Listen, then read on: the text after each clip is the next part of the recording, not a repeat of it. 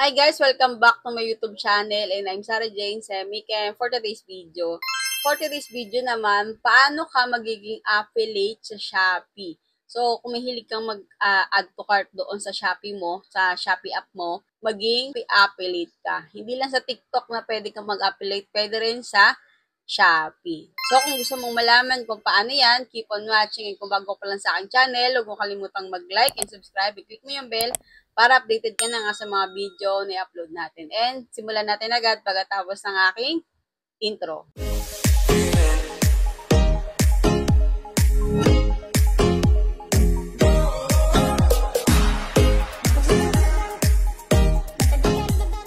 Paano nga ba maging affiliate dito sa Shopee? So, gumagamit po ng Shopee, pwede nyong pakinabangan yan yung mga nabibili nyo sa Shopee at pwede rin kayong maging affiliate dito sa Shopee. Pindutin nyo lang po itong me sa baba, then scroll down, then pindutin nyo naman yung affiliate program.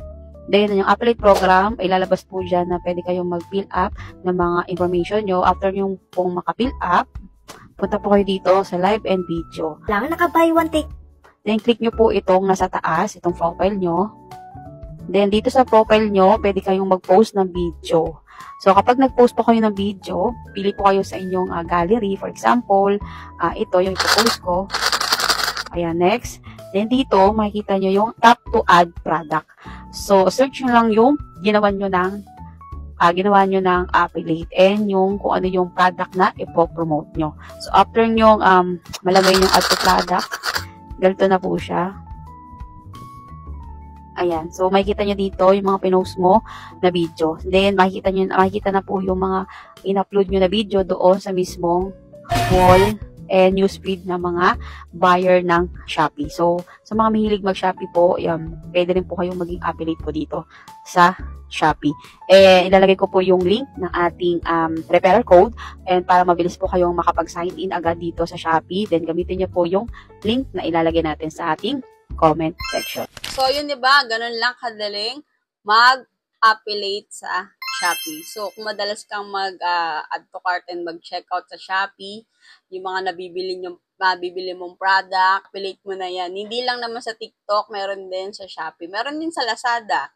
So, marami tayong platform ngayon na pwede tayong kumita online.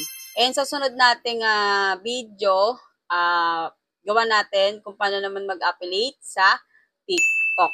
Ayan. So, kung may mga katanungan pa po kayo regarding po sa ating video ngayon, mag-comment ka lang sa ating comment section at pwede mo rin itong i-share sa mga kakilala mo na mahilig ding mag-check out at mag-add to cart sa kanilang mga Shopee. Pwede rin silang maging affiliate ng Shopee. And that's all for today's video. Huwag mo kalimutang mag-like and subscribe and click mo yung bell para updated ka na sa mga video na i-upload natin. And see you next video.